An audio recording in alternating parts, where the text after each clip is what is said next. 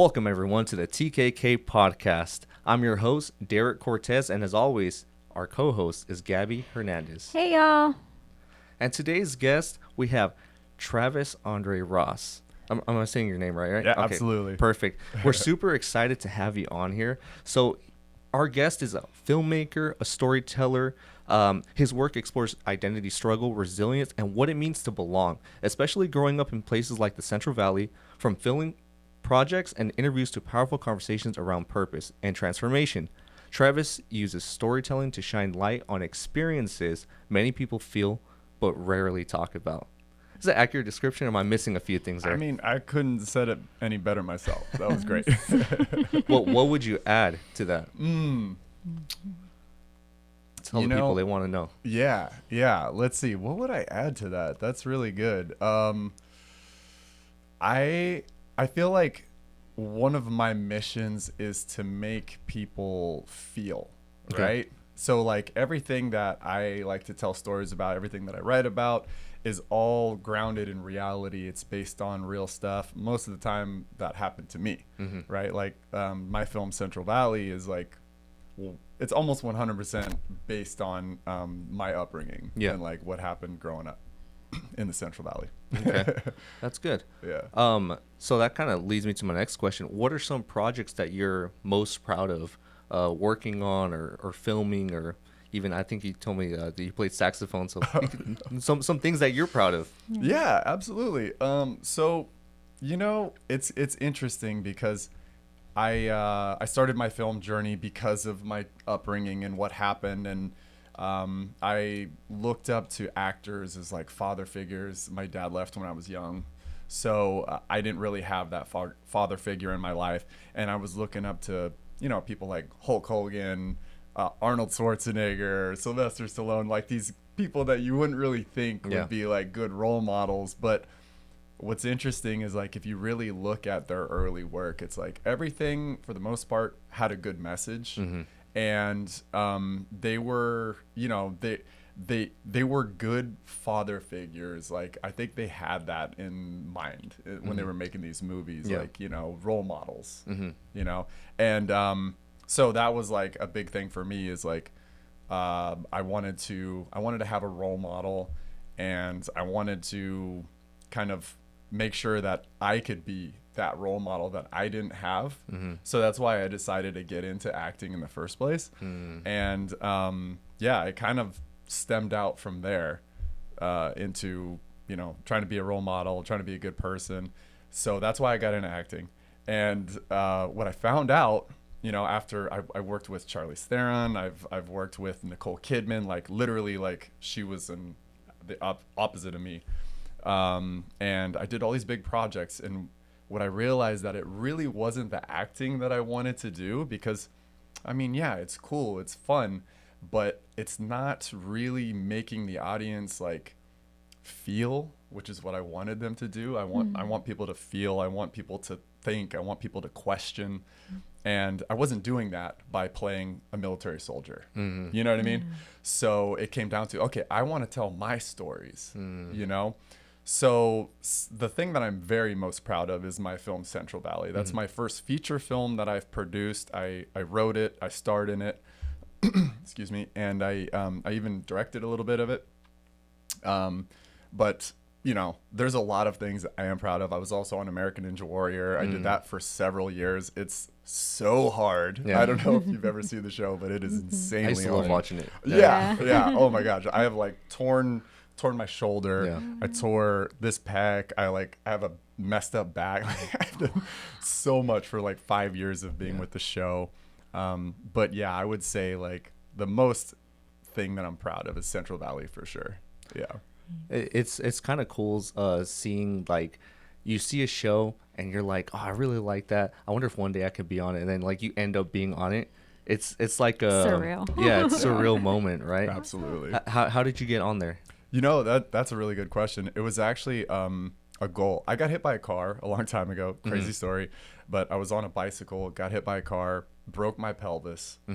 Doctors were telling me that I was never going to walk right. I wasn't going to be able to run, play sports, all this stuff. And I was just like, that's crazy. I'm way too young for that. So I decided to get this surgery that was like a little controversial. It's called a hip resurfacing. So it's like not like a hip replacement where they actually like cut off your femoral head.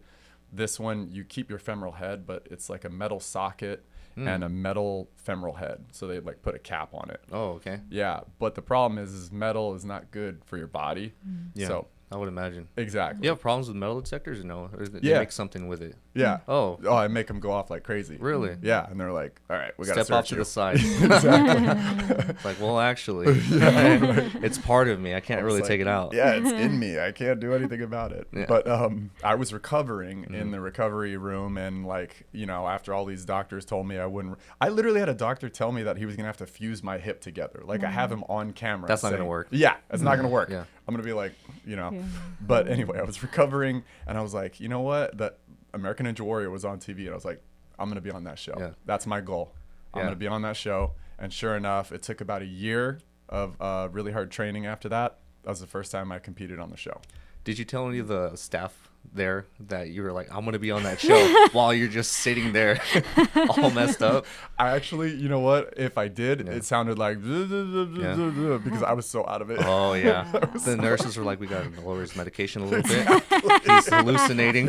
Like, you're gonna be on American Ninja Warrior? I don't think so, Yeah, I bud. don't think so. Now, what were the opinions of the doctors? Not of you going on American Ninja Warrior, but like of you just even walking. Yeah.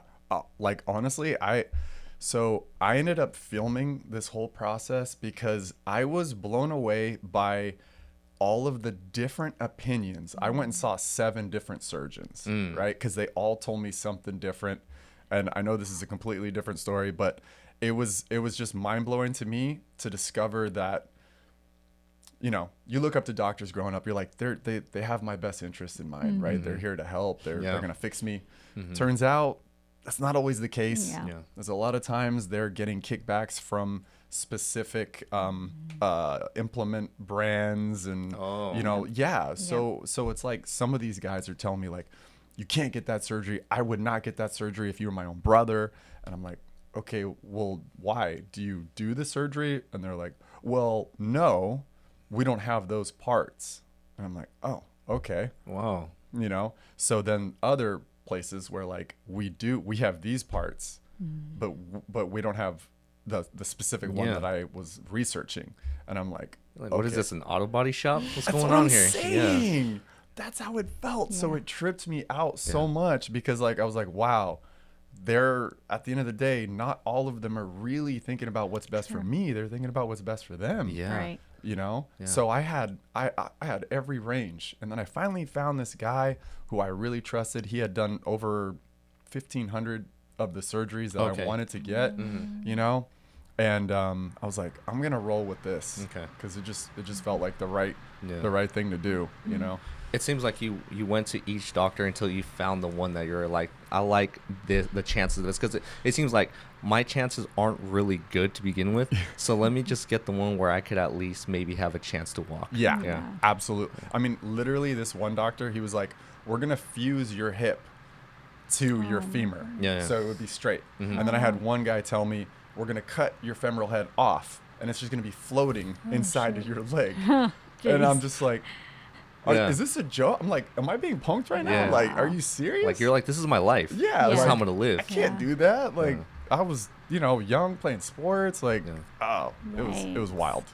And then it leads you to believe, okay, if like, because you did your research, Right. So imagine people that don't, Yes. and they go with like the first doctor that was like, well, I'm gonna Like, I leave trust your doctors, limb yeah. hanging there, right? It reminds me of my brother's story in Mexico. They told him, they were like, we have to cut your leg off. And he was like, what? And it was a hernia in his back. What? That was kind of just like making his like legs not function Oh my until gosh. they, he had a CAT scan and they were like, no, it's a hernia in your back. Oh my And then they gosh. fixed that and he was fine. He's walking Yeah. just fine. But 2 doctors told him, oh, we're going to have to cut your leg off.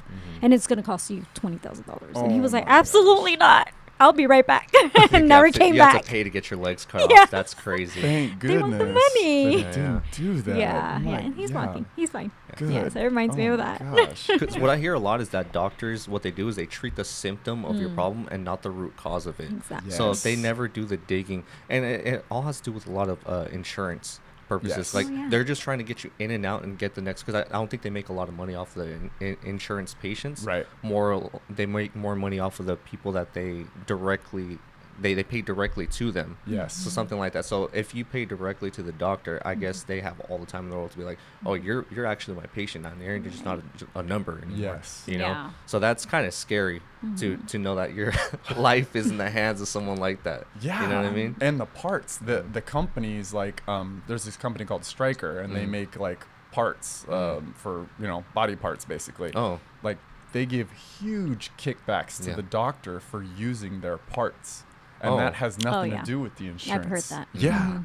So, Yeah. it's like, Now, this is all stuff that you can see, but God forbid it's something mental, right? Because now you're in a whole different oh ballgame. my gosh. I've seen interviews with like psychologists where they ask them, how many of your patients have you cured?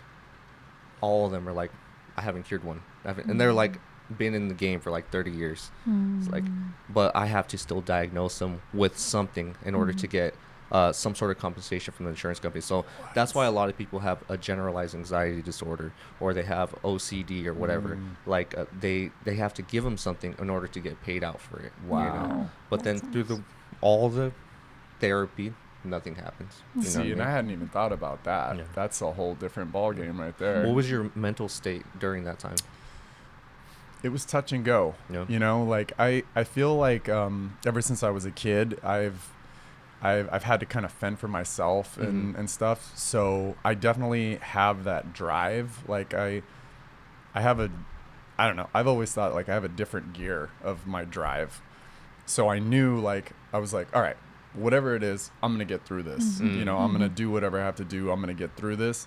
But it was tough to hear, like, you're not going to walk properly ever again. Like, it was like, holy crap, life could be changing right now. So now that you mentioned that, let's go ahead and rewind to the beginning. So let's go ahead and see.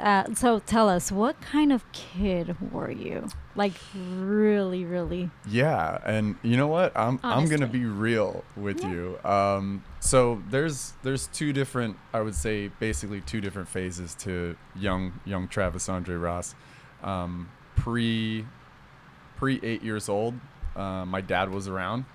I was a great kid. Like, he was a military guy, so he taught me discipline, and I got spanked if I did anything wrong. I got good grades, like. And I feel like overall, like I was a pretty happy kid, and I was really inquisitive and just I was kind of a goofball, like really silly and stuff.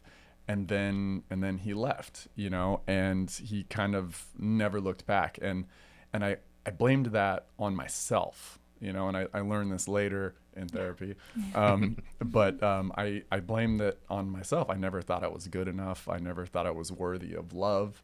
So I became a bad kid after that. And it wasn't just like a switch, it was like a slow progression, but I started getting into trouble. I started using drugs. I started selling drugs, and I was very defiant, and that's pretty much how it went all the way up until I got arrested a couple times. And the second time I got arrested, I was only 17 years old. They put me in an adult jail, and this was in Gustine, by the way. And the jail, the police station is in my movie that I got arrested at. Yeah, I see that. Yeah. So they put me in jail, and it scared me. It scared me really bad. Got and I was scared like, straight. Yes, I got exactly. I got scared straight. So I was like, if I keep doing this, I'm gonna probably have a crappy life. So let's try to make a change. Yeah. And again, it wasn't a switch, but that was the moment that I started to kind of turn things around. Gotcha. And so what were you searching for during that time, even if you didn't realize it then? I was definitely searching for love and validation, and just feeling like I was enough. you know, because I always had a chip on my shoulder because I never felt worthy. Like, and it went into everything. It bled into sports. Like I was like, oh, I'm not good enough. So I had to work harder than everybody else. And I tried to prove myself constantly. Yeah, it was a tough go sometimes, for sure. Yeah. Yeah. No. It sounds like it. That is very powerful. I can definitely resonate to that. Coming from divorced parents, Yes. I grew up with a spousal, parental spousal abuse. So between them, they would fight all the time until, they divorced. And I'm like, that's the best thing that ever happens, because you guys would have ended up one of dead and one in jail. And I was like 9 years old. And my brother was 12. So I definitely resonate with everything you're saying because, and of course, we have choices in life. So, but we blame ourselves. Yep. We That's blame what we ourselves. do. And I would blame myself for kind of being like a coward and not like speaking up, like stop or like yelling or screaming. I would just like want to shrink into being like a little like turtle in her, little which is shield or whatever. Just I was just like, oh my gosh. I would run under the tables, I would run under the chairs, and it was scary time. So I think a lot of us go through that lifestyle. Well, I'm what nationality are you? I'm like, my mom is like Nicaraguan, Okay. and my dad's like a mixture of white stuff. Gotcha. So White yeah, I was gonna say because a lot of Latinos, and not even in generalizing, but a lot of us go through these things. sure. You know, and we all have choices. Like I went one lane, and my brother went the other lane. He was a really bad kid. Yeah. After that, just bad kid. And again, he also blamed himself. So Yeah. I can definitely relate, and that's this powerful story. And thank you for sharing that. Absolutely, and thank you for sharing. And I mean, the thing is like when you're that age, like we don't know. You know what I Yeah. mean? It's not Yep. like there's somebody telling you like. And I mean, my dad was gone, so my mom was like working, like 16 hours a day at a Denny's in Santa Anela. So it's like I didn't have that guidance, and like at the time I didn't know what therapy was. Like, who do you turn to? So we don't know. Yeah. We don't know what we don't know. Yeah. Exactly. Now, I kind of want to touch on what you said about when your dad left when you were 8. Okay. So then you said that you started getting into drugs and into trouble. How far was the gap between your dad leaving and you starting to cope with these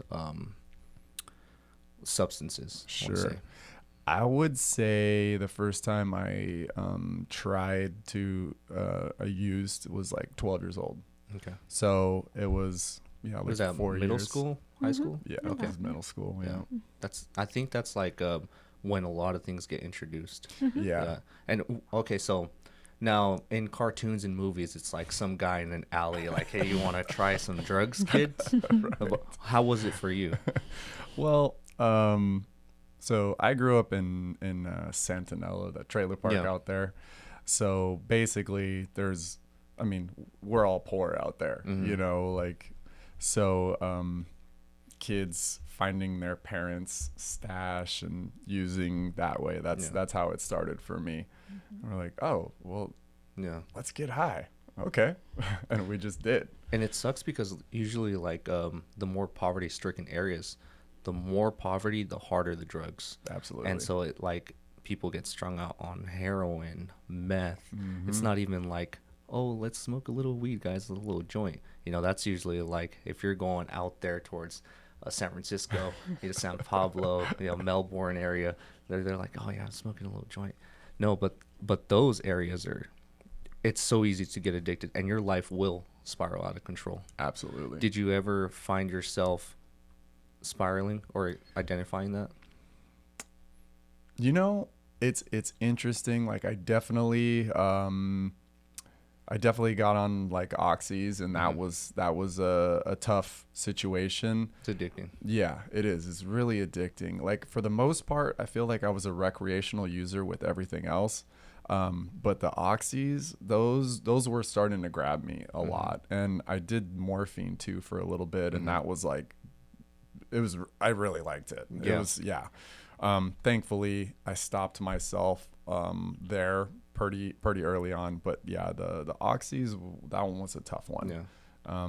But I didn't have to go into a rehab center to kick that. I was able to do it on my own, thankfully. Oh, good. Yeah. So, and honestly, a lot of it came down to getting arrested. Yeah. You know, like that really kind of like shifted things Yeah. for me. Yeah. Yeah, it's very hard. One of my closest friends, he did a lot of that. And he would tell me all the time, he's like, heroin's the best drug in the world. It's the best thing in the world. Don't ever do it. Because it's so hard to kick, Yeah. you know? And a lot of times you see sometimes it's people that have like illnesses that require them to take pain medication, and then they start getting hooked on one thing, and then they look for something else to kind of mitigate that pain. Yeah. And it's just like it's a slippery slope. It is. You know what I mean? It is. So And fentanyl is fentanyl. like, that's like the top dog now. Yeah. And I mean, it's like, So dangerous. yeah. Super dangerous. I don't know right how now. often you go by Fresno, but it's like the billboards out there. It's not even like advertisements for like businesses. It's like one pill will kill. Yeah. Right. It's a really big thing out there. Yeah. Yeah. I travel a lot for work, which is what I like to say. It's a fancy way to say I'm a truck driver. So I go all over, and I see that, I'm like, yeah, it's kind of crazy out here. Yeah. So, moving on to our next section, I like to talk about you feeling any pressure to be someone else just to survive socially. Especially like being an actor, you are being someone else on film, but have you ever felt the pressure to become someone else in reality? 100%. Okay. Like, especially growing up, like it was, growing up then it was a little different, obviously, without social media and the internet and stuff. But there was a lot of pressure to be popular and to, fit into one of these boxes like jock, emo.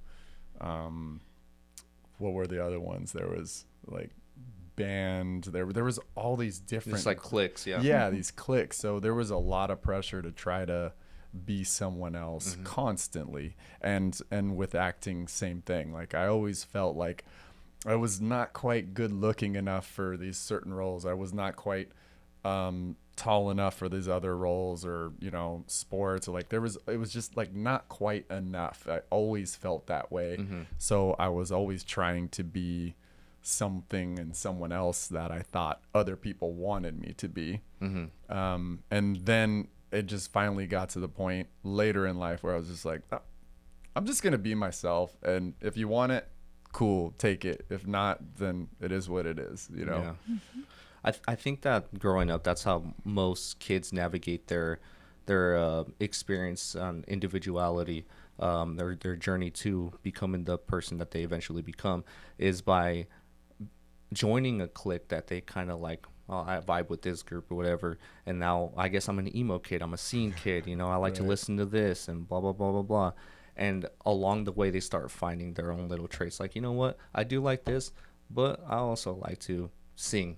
I also like to play sports. Yeah. And then they find themselves little by little. Yeah, Right? absolutely. Now, what about, like, since you're on movie sets or commercials and stuff like that, what was, like, a moment where it was, like,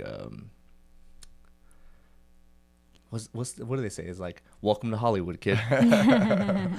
Yeah, I Your would. aha moment. My aha moment. I mean, honestly, I would probably say it was the movie I did with Nicole Kidman. It was oh my gosh, what was it called? I love it. That's so never me. good. Yeah. No, we'll edit it right here. Yeah. Cut this part out. Yeah. Until he remembers Yeah, the yeah. name of it. Oh my gosh, what was it called? Hemingway and Gellhorn. There you That's go. what it was. Okay, yes, Yeah. Hemingway and Gellhorn, and basically we arrest her, and I'm a soldier, and I'm walking with her, and we're talking, and I was like, oh, this is so cool. I have a scene with Nicole Kidman. I'm talking to her. She's talking to me. This is amazing. And then, I was so happy. And then you see the movie, and I'm like, oh, what happened to my scene? Yeah. Yeah. So you still see me in the movie, but our whole conversation gone. Oh, It's not even there. oh, that So sucks. my Yeah. my welcome to Hollywood moment, no one saw. It's like, and it's nothing personal. It's just business. Oh yeah, Yeah. no, it's like Yeah. time. Like and making movies, I learned that. I was like, okay, I Yeah, now get you it now. understand. You sometimes you have to the saying is like sometimes you have to kill your babies. That's how it goes sometimes. Either that or I just sucked. I don't know. Well, no, I don't think so, that's not what happened. Yeah. That's what they told me. I'm just kidding. But maybe that's what happened. I think you had a similar experience with when filming your movie, right? Yeah. With who was it? The brother, right? It was a different guy at first, and then you had to kind of cut that. How did you know that? I do my research. Yeah, he That's does. pretty good. Everything you spoke about Ninja Warrior Yeah? and your hip, he already knew. Yeah. What? Yeah. I was like, is he gonna say this? And That's he did. wow, Derek. That is impressive. Good job, my guy. Yeah. Yeah. It just we shot it with my with this guy that we cast first, and he was a good actor. It wasn't anything against him, but it just didn't feel right. He didn't feel like my Gel. brother, and I feel like that is such a crucial role because that character is not there very long. So Yeah. you have to see this guy, you have to believe the chemistry, and you have to love him immediately. And we found that with the guy who ended up playing my brother, which is Zane Haney. Tremendous actor. I mean, he's just like you love him even if you meet him in person. He's just such a lovable guy. Yeah. Yeah. There's a lot of intentionality on how you frame, who's in frame, the type of lighting. Everything goes into the mood of the film. Like, have you ever seen like some videos, like horror movies overlaid with like pop music? It's like it changes the vibe becomes a completely. comedy. Yeah, it's a comedy at that point. Yeah. So there's so much that goes into it. So of course it's nothing personal. It's just business, Yeah, exactly. right? Exactly. Wow, that was impressive. Well, thank you. So your film Central Valley tells a very powerful story. The Central Valley itself almost feels like more than just a setting. It feels like a character. From the dry, hot environment, the drugs, poverty, the trailer parks, it plays a role in shaping Tim's identity in the movie. His pain, his anger, and the choices that he makes, how much of that environment reflects your real life experiences growing up, especially when it comes to identity, belonging, and feeling misunderstood? That's a great question, and you 100% nailed it. It is definitely the Central Valley is a huge character in this film, and that was intentional, and that was it was because of pretty much everything you just said. Like, it was such a big part of my life growing up here that it had to be, because in a lot of ways it shaped who I was, my experiences growing up, and all that. So I knew that I had to try to make this into a character that people would kind of feel everything. Like, even in the beginning of the movie, you see a train, right? Yeah. And a lot of people might watch the movie and not even realize there's a train throughout the whole film. And even that is intentional. Like, we have the train that we all know. We hear it every single day. Oh, yeah. But it's like it's in the movie, it's like there's a train coming throughout the whole film, and then finally in the climax, like, this train is really loud and you hear it and you feel it in Tim's life, and it's just a parallel, right? So I had to make this a character in the film. What was the last part of the question? Oh no, just how much of does the environment shape your real life experiences growing up? Yes. So it very much shaped my experiences growing up because of this environment, because of where I grew up. I grew up really poor in the trailer park, and that kind of, like, everything, like, a lot of people don't realize that if you don't grow up poor, you might not even realize it doesn't matter what color your skin is. Like, if you're poor, some people treat you a certain way. Yeah. And that was like the bullying for me. Like, I got bullied a lot because I was poor. And you don't realize it at the time. Like, I never had a moment where I was like, oh, I'm getting bullied right now. But You just know this kind of sucks. Exactly. You're like, this kind of sucks. And looking back, you're like, oh yeah, I was getting bullied because I was poor. When did that start for you that you can recall? Yeah. Was it in school? Was it in the neighborhood? Was it with family? It was both. In school, I would wear Payless shoes, used shoes, used clothing. I dressed different also. Like, sometimes I would have I wouldn't have a belt, so I would wear suspenders underneath my t-shirts to hold my pants up because they were too big for me. And I just kind of played it off like this is my style, but in actuality, I was just like, I didn't have a choice. You're like, this works. So. Yeah.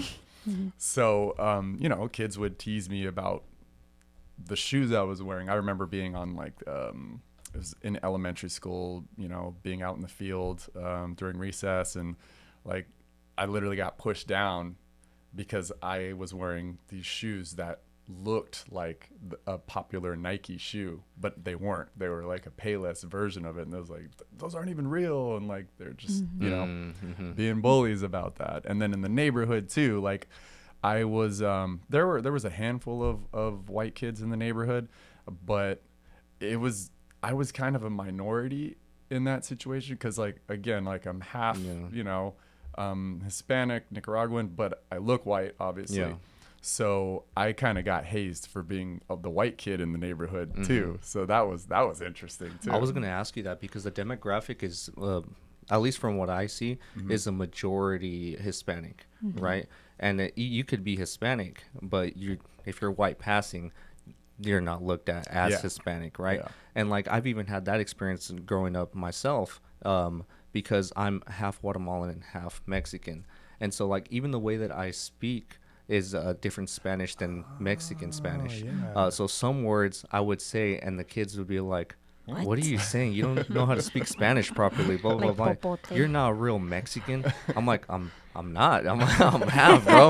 Like that. And I grew up in a Guatemalan house. My mother and father are both. Well, my stepfather's Guatemalan. My mother's Guatemalan. My father is Mexican. So, but I grew up in a Guatemalan household. And so I wanted to ask you, like, how did you feel growing up in that type of environment? Because what school did you go to when you were experiencing that? I went to Gustine High. Okay. So I went to Gustine Elementary School. I did 1 year at Romero, which is the school in Santanella, but it wasn't going like constantly. There was only like 1 year when I was there. It was third grade. Third grade, I was there, and then the rest of the time I was in Gustine Elementary School, Gustine Middle School, Gustine High School. Okay. Yeah, but it was, and I moved to Gustine sometime in high school. We moved to Gustine, and we moved to a house, so that was cool. That was different. Now, growing up, now we know that the majority demographic is Hispanic, but did you experience any bullying, or did you see any discrimination growing up in that area? Yeah, actually, I would say there was both, right? So I definitely got bullied a lot of the times for being poor, sometimes for being a white kid, which is a trip now, and I also, like, I feel like looking back, like I was also a bully in a way too. There's a lot of what's the term, peer pressure, Okay. and I feel like, because in my heart I was always a good kid. I really do feel like in my heart I was a good kid, but I had pressure to be someone else, pressure to perform, pressure to like hold status. So I would do things that sometimes I got peer pressured into doing, and sometimes that was bullying. Like I'll never forget, like there was this guy, and one of my friends, he was like, "Oh, he's talking smack about you," and I was like, and he did say something, but it was something so small, like who cares, like I don't care, and they were trying to get me to fight him. And I ended up punching him, and I felt so bad, like he's, he started crying, and I got in trouble, obviously. But I was like, why did I do that though? And his mom got mad at me, and she came over and yelled at me and stuff. But I was like, I don't want to do that. Yeah. And I know I was bullying the kid, but like it just felt like I didn't have, if I would have had proper guidance, I probably wouldn't have been able to make the right decision, But the situation, I made a bad decision, for sure. So that kind of brings me to my next question is, most boys' role models growing up are their fathers, but you grew up in a single parent household, right? So your role models were on TV. right? How do you feel that today's generation's role models, influencers, are compared to the ones that you had growing up?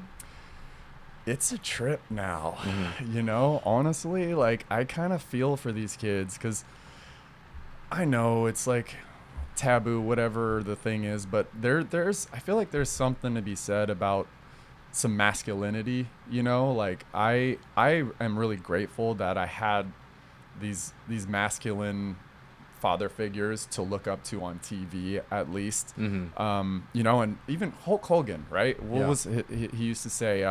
If you train hard, take your vitamins, and say your prayers, you're gonna be good, or you're gonna be all good, like something like that, you Mm-hmm. know. And it's like that's a positive message, Yeah. you know, and stuff. And I look at the stuff that kids are watching these days, and like, you know, I've got two nephews and a niece, and I'm like, who are their role models? Like some of these, like Mr. Beasts, you know, some of these people that are on YouTube and Instagram, and like some of them that are just doing like really silly stuff. Mm-hmm. You know, I'm not seeing the caliber of role models that we had growing up at all. You know, So true. and the social media thing, I feel like is really tough. It's consuming. Do you Yeah. think it's the so we've always had information in one shape, form, or another. Before it was like you got your information from books, Right. but now you get your information through TikTok. It's like instant gratification and just dopamine, Yeah. one after the other. And the videos don't even correlate with each other. It's like you're watching one on cooking, and the next one's about football, and the next one's about cars, and the one's about beauty. It just keeps going, Yeah. and like you get stuff on your For You page that's not even you never even thought about before, and now you're liking Cooking this. something. Yeah, you're just going down that rabbit Yeah. hole. Do you think that the people who are influencers or that people make famous because they follow them, is it because of the way that the information is given out in social media? Mm-hmm.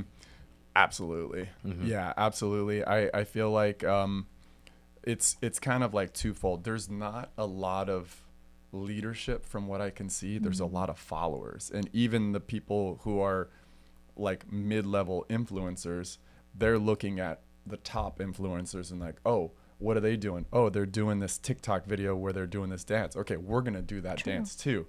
You know? So then that's what's happening. So it's like there's less genuine organic creativity going on, and you know, like most people are just doing like, okay, what is going to get me the views, what's going to get me eyeballs, and sometimes it's really extreme stuff too, you know. And I think that's what's driving influencers nowadays.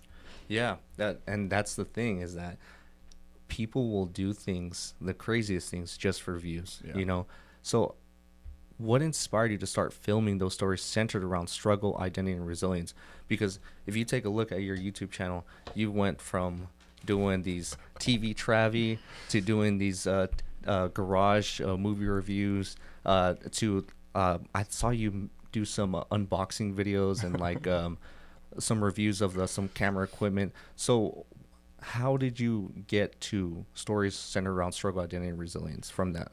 Yeah, that's a great question. And as you can see from my YouTube history, like I actually started out that way too on YouTube, where like I was doing pranks and I kind of got popular. And then I was like, whoa, I don't think I want to be popular for this, you know? And like, you know, it took a couple of years for me to realize that, but I definitely realized it. And I think my biggest video, like I took it down. I don't even know if I still have some of those on there, but I didn't want to be known for that. You know, I really didn't. And I would say the biggest thing for me was I wanted to create a movie, anything that could help someone that was in my shoes growing up. Like, I feel like if I was young and I would have watched Central Valley, maybe that would have made me think twice about the decisions that I was making at that time. You know, so that became my mission. It's like, okay, I want to create something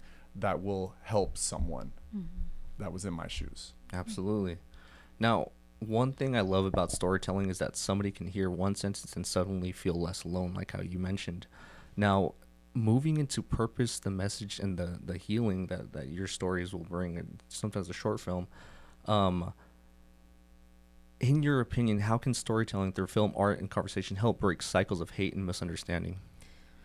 And I think that's exactly related to what you just brought up. It's like if we can use storytelling to bring awareness, to shed light on subjects, to show people the difference between wrong and right. Mm-hmm. I feel like that will resonate with people, and being genuine. Like, these kids are smart, right? Mm-hmm. They're going to know the difference between like something that's not genuine, something that's not real, something that's Totally. fake, Mm-hmm. and something that's real. And that was the goal for my film. That's why I wanted to tell a real story, because I know people are going to feel that it's real because it was real, you know. And it's harder to do that through storytelling, but when you do it right, it will make people feel things. Yeah. And I think taking it back to why we created also this podcast, right? So the podcast is our outlet to speak about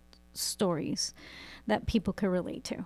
And the perceived notions and resources that can assist in our communities as well. So I mean, that's the purpose of this podcast as well. So I hear a lot of like rebranding with a purpose. Yeah. Right. And I love that y'all are bringing the awareness to that. This is incredible. When I looked up what y'all are doing and everything, I was like super blown away by it. Like, this is what this community needs. Yeah. You know? I agree. Big time. 100%. Every community, I think, needs Yes. this, but there isn't something, you know, here in the Central Valley for that, because it's very different. I grew up in the Bay Area. I grew up in Oakland. So there it was like survival of the fittest. That was like, you got out of your car and you were already like looking around. Like, and who's see this? Why are they rolling so slow? Yeah, who's that over there? Let me lock my door and this and that. You know, you kind of just, you know, you enter into this mode. But out of here, I'm like, the Central Valley people, like, yeah, you survive some things, but I'm like, it's not that bad, you know. But that alone is already, you're already kind of like downplaying it, you know. So I do see a lot of people struggling here, a lot of kids struggling, even like Bay Area kids that come out here and they're like, there's nothing to do, it's so hot, and they just start getting into trouble. Yeah. You know, so I think also that's why I kind of joined the council, and I was like a commissioner for the Parks and Beautification Commission, because I'm like, let's see what change we can drive here. You know, thank you for that. Yeah. That's the of right way course. to think Thank right you. there. Yeah. Thank you. Because And- it's exactly it. There's nothing for people to do. right. So, you know, you Yep. turn to what you can do. Exactly. And oftentimes that's just, you know, the decisions are like the bad decisions. Like, oh, let's go get high, or let's go get drunk, and that's when the problems start. Yep. You know, so Now, I just want to say, Yeah. right? If you're in the Central Valley, or let's say you're in the foothills up there, don't think that because you didn't grow up in a bad neighborhood like Oakland or anything like that your problems aren't big. minimal, right? We're not minimizing them, not at all. They're We're different. just they're Different, different, right. Yeah, you know. they're different. And so, like, when I was in the fire service, they would say that the people that are calling 911, it's their worst day. Yes. It may just be a cut on their finger, Yeah. but they're calling 911 because it's an emergency for them. Right. So show up, like, and treat them with the respect that they deserve. You Yes. know. Absolutely. So whatever you're going through, it's valid, and we'll get through it, right? So kind of going along, I love how the crown jewel for you is Central Valley, right? I love seeing your progression of your videos from, you know, the prank videos to, you know, some movie reviews, but I love the short films that you made. One in particular really stood out to me. Frame of Reference is what I believe it was called. Do you remember it? Can you explain? 'Cause I'm sure you'll explain it better than me. Yeah, basically, Frame of Reference was a 24-hour film festival that we were entering. So we literally had 24 hours to write that, shoot it, edit it. Wow. Yeah, it was crazy. but we won. We actually won. Oh wow. Yeah, with that, and it was really cool because we got to go to LA and we got to see it on the big screen. It was a really cool experience. But basically, what that film was about was there's a guy who's like a homeless guy just chilling, and there's this businessman who's doesn't have the time of day to do anything, and this homeless man is asking him for some change, and he just starts talking to him a little bit, and he kind of cons this businessman into Getting lunch. getting lunch. And during that lunch, he's talking to him, he's kind of spitting a little game to him a little bit, and this guy's like, wait, what's going on here? Like, this is, and he gets him to open his eyes a little bit and realize that it's not just about the rat race. It's not just about getting things done and being everything everywhere. Sometimes you got to be in the moment. Sometimes you got to be still. Sometimes you got to spend time with your family, stuff like that. And at the very end of the film, you realize that this guy who is homeless is actually homeless by choice, and he was basically exactly like the businessman that he went to lunch with. Mm-hmm. So what was your intention on the message for that film? It was basically to not get caught up in the rat race, to stop and smell the roses, to be present. I would say that is like the macro message of the film. But at the end of the day, the micro message is like, love yourself. I love art. I love film. I love how there can be multiple interpretations to something. Now, when I watched it, I did get that macro message. Of course, you don't what you said, right? But also what I got out of it, was that leaning into the labels that you give to yourself and to others. Now, this guy, the lawyer, was like, I'm a lawyer. I'm ambitious. I'm going to make partner. This is who I am. I miss dinners. It happens. I make money, right? I'm the cool guy. He goes out and he labels everyone just as he's labeled himself. So he sees the homeless guy, or man without, how did you say? Unhoused individual. And he's like, what does this guy know? I'm on business right now. And it's so weird how we do that. That we shouldn't be labeling to our identity, because we're not one dimensional. Just because you're a lawyer doesn't mean that you can't be also an artist, or you can't spend time with your family. So I saw that as a message. But also, like, thinking about it now, I like how, I guess maybe I'm reading too much. I didn't like an English teacher. Like, I love that. The movie was blue because the author was depressed. Right? No, but I did notice as well that the lawyer, in the frame where he's encountering the homeless individual, he's standing up, you're on the floor, and then on the next scene, once discussion and discourse starts happening, you're a lot bigger than him. And he's a lot smaller. And then by the end of that, like, he starts, like, he even asks what your name is. And you're like, David Cole. He's like, oh, okay. I don't think he ever realized it at the end who you were. We had the magazine on the table, but it was kind of cool to see that he humanized. Yeah, he humanized, and the way that he humanized you was through discussion, through discourse, through the wisdom being shared between. So I guess that kind of like serves a purpose for our listeners, that in order to remove those labels that we have for each other, maybe it just takes discussion with whoever is across the table from you, no matter how different they are from you. So conversations. Yes. He's like, I'm gonna use that for my next. That was good, man. No, that's amazing that you were able to recognize, because we did that intentionally with the levels. We did that. Really? Yeah. No one has recognized that. You were the first one. That's really cool. Okay. That's I'm doing so good so impressive. far. I'm 2 for 2. You're doing Make him great. proud. If you could sit down with your younger self, the version of you navigating those challenges, the one that got arrested, he's out there, what advice or encouragement would you give him? Oof. That's a deep one. I mean, first and foremost,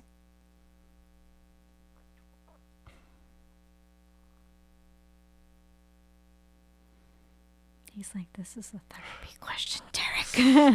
No, it's Yeah, it's a it's deep a question. this real is good. deep This question. is it is it Mhm. is. First and foremost, I would give him a hug, Mhm. and I would tell him that it's gonna be okay, Mhm. because that's what I needed. Um, and then I would probably,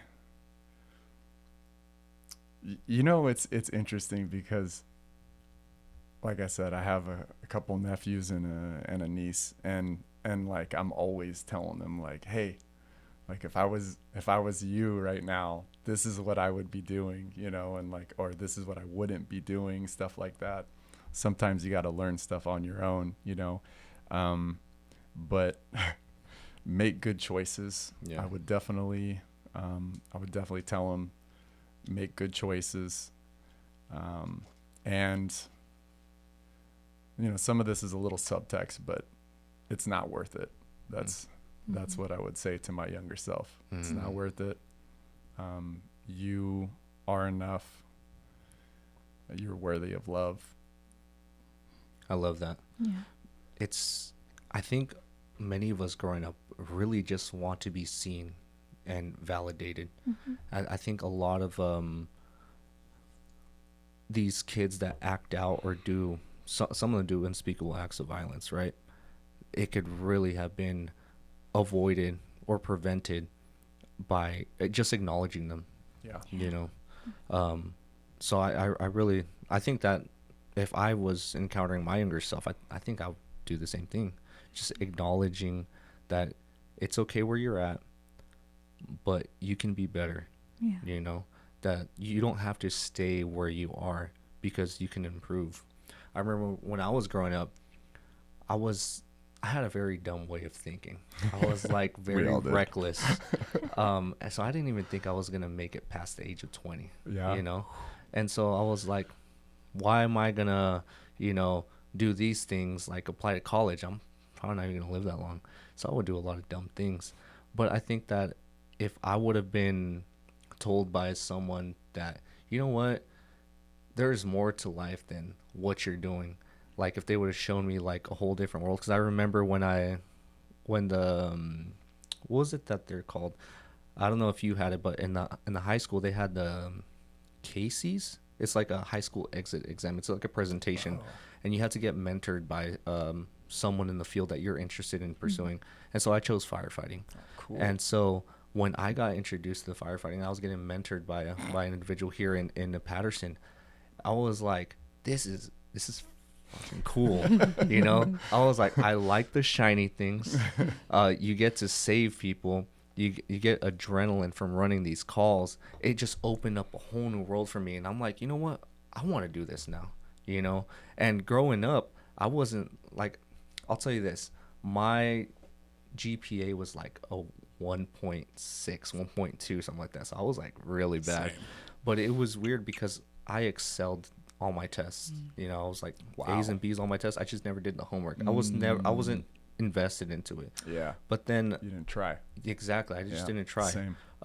So the tipping point for me and realizing that I do have potential was actually being introduced to a whole new world like firefighting, because I was noticing that when I would be interested in the subject, I wasn't mediocre. I excelled. I was like, oh, that's all I needed. That's all I need. So it's good that the high school has that program, but you know what? Maybe we can introduce something to the kids even earlier than that, Yeah. because some kids, like, they don't know anything else but the streets. Right. You know what I mean? That's so true. Yeah. And that makes a lot of sense. It really does. That's I feel like if there were more opportunities like that, then maybe that would help kids that don't see it, because you don't know what you don't know. Yeah, exactly. You know what I mean? And I see that a lot. And some, I feel like there's also some parents that aren't as open-minded and into showing also like the world that's out there. There are all these other avenues. There's these other things that you can do and learn. So Or taking the time, huh? yeah, and kind of how we started talking is like it starts with the parents, Yeah. you know? It really does.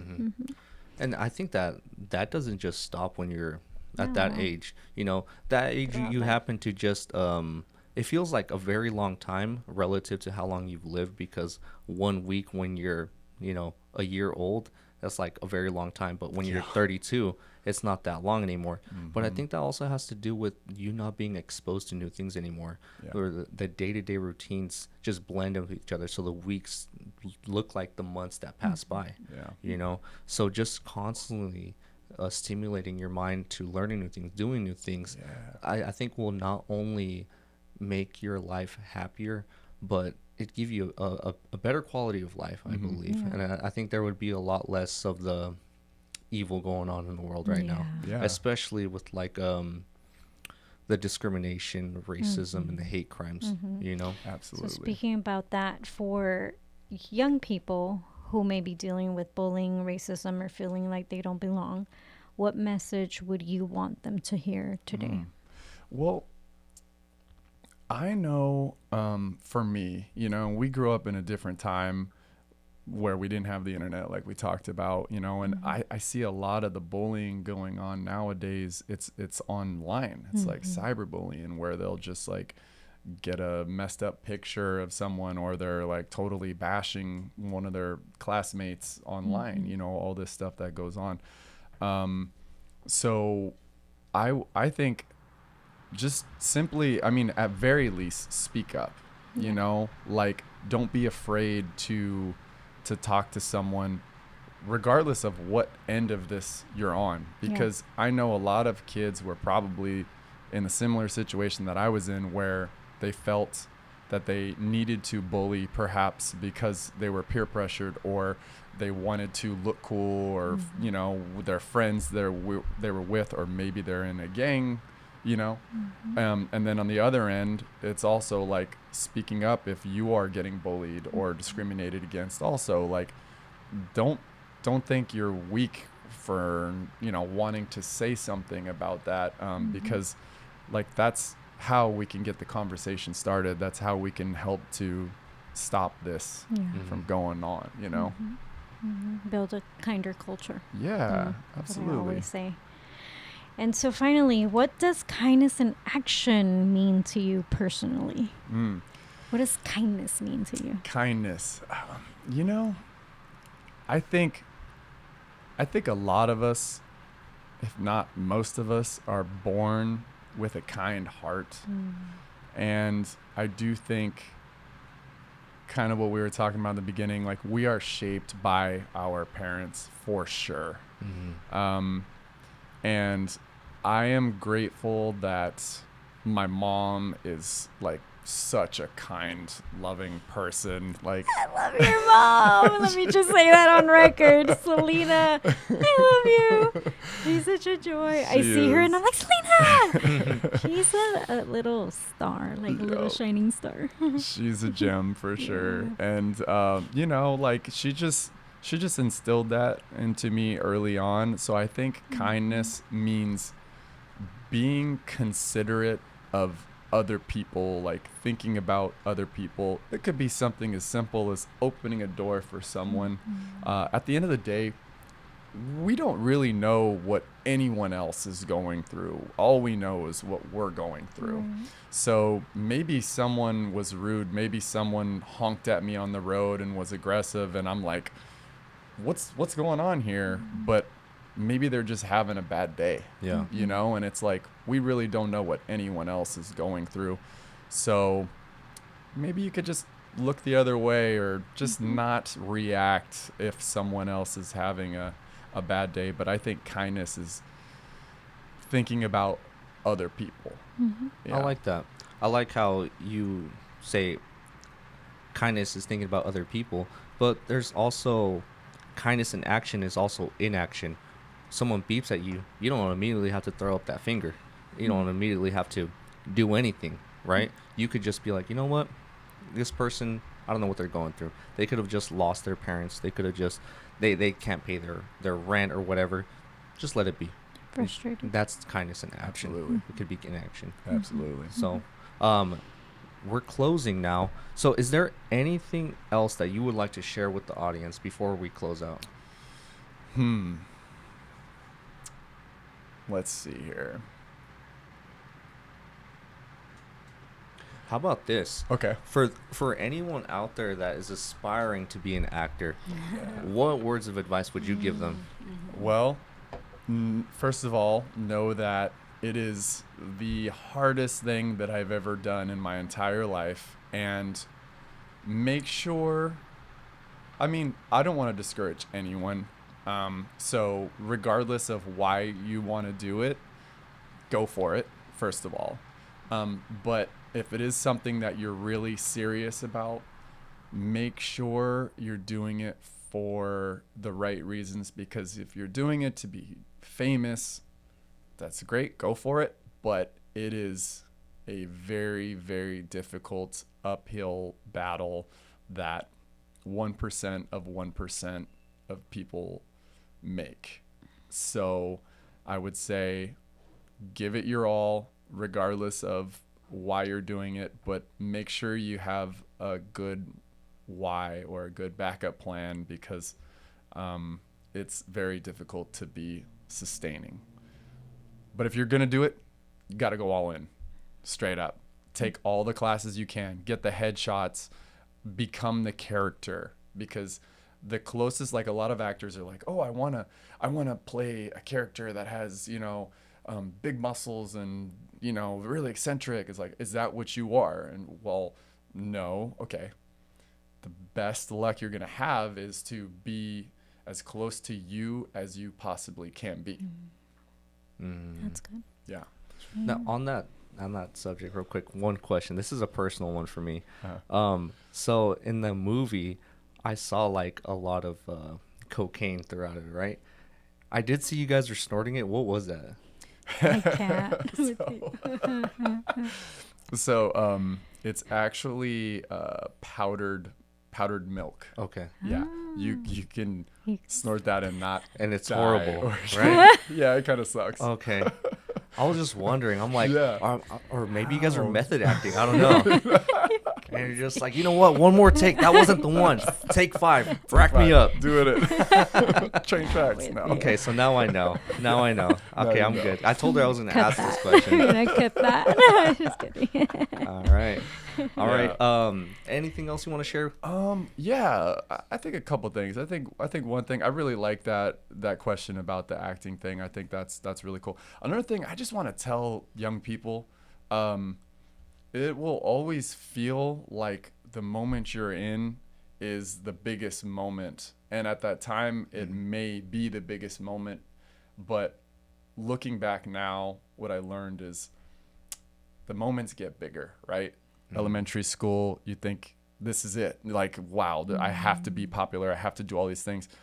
And then you get into middle school and it's like, oh, this is it. And then you get into high school and it's like, now this is really it. I can't be embarrassed. I can't do all this stuff. Like, don't be afraid. Just be yourself and know that the best is yet to come. That's what I want to say about that. Nice. Next thing I want to say, just really quick, I am writing my next film. Oh, I'm excited. It's super interesting. My favorite movie right now is called Everything Everywhere All at Once, and it has a little bit of everything. I mean, this movie makes you laugh, it makes you cry, it has action, it has a beautiful story. Like, it's all over the place. It's incredible. So I was like, why not do something similar? I mean, my movie's nothing like it, but I want to make people laugh. I want to make people cry. I want to make people feel things. I want to have a great story. So it's definitely very difficult to achieve all of those at the same time, but that's what I am attempting to do with this film. And again, it's going to be grounded in a real story at the end of the day, but it's a little bit different. Okay. Right? This film is basically about a guy who he's living in his car. He's down on his luck, you know, and he gets into an altercation by accident with an individual. And during that altercation, he gets bit on the neck. and he's recovering, and he feels different. So he believes he's been turned into a vampire. So during the film, you're like, is he a vampire or isn't he? There's evidence to support that he is and he isn't. So he goes out at night and he's searching for the guy who bit him, and he ends up in the wrong place at the wrong time throughout the film, and he becomes a vigilante. Okay. So that's kind of what the movie's about, but the message is, you are enough. You know, at the end of the day, that's what the message is. You don't have to be anyone else. Like, you are enough. Yeah. And that's all I can say. How intriguing. When you said bit on the neck, I'm like, does he end up being a vampire? I was like, what? Okay. All right. We'll have to I'm find out. I'm excited about this. And so you're in the Yes. stages of just writing it right now, right? Yeah, I'm still in the writing Okay. process. I have the complete treatment done. I structure all my films. What I've learned is, like, that's definitely the best way to write a film, is to make sure you have the entire structure, and then you go back and then you can write it from start to finish at that point. So I finished the structure, and I'm like probably a quarter of the way through the writing process right now. I'll probably be done with the writing in about a month or two, Oh, wow. and hoping to shoot it by the end of this year. And we are definitely shooting it in the Central Valley. That's what I was going to ask. Yes. That's what I was going to ask. You're like the Give George me in Lucas the of right. Santanella. I'm trying. I like that. Okay. Well, you know what, Travis? It was an honor to have you on the podcast. We'll give you a second real quick to just promote your movie or any other thing that you want to promote yourself. Put your Instagram handle out there. How can people find you? Okay, yeah. You could find me pretty much on all social media at Travis Andre Ross. And, you know, if anything, if you're going through things, you want to talk about it, if you have questions, if you're interested in acting, writing, producing, pretty much anything at all, hit me up. I usually respond within like 24 hours or so. And I want to help people. That's one of the things I want to do through art. So thank you so much for having me on. Y'all are amazing. Thank And you. I absolutely love what you guys are doing. Thank you so much. incredible. It's an honor Yeah. to have you here. Yeah. So thank you. Thank Anything, you. Gabby? No, that's it. It was fun. Yeah. It was fun and enlightening, and we wish you nothing but the very best. Thank you very Yep. much. Likewise. Yeah. And we hope to have you back on again. Yes. I'll be here. You know, a little bit older, a little bit wiser, Yeah. a little more, some more insight on the film that you're creating right now. For sure. So thank you for coming. This has been the Kindness Not Podcast, TKK. Thank you for watching, and don't forget to subscribe, like the video so that you can get on your algorithm and see all the other future videos coming up. Thank you for watching. Thank you.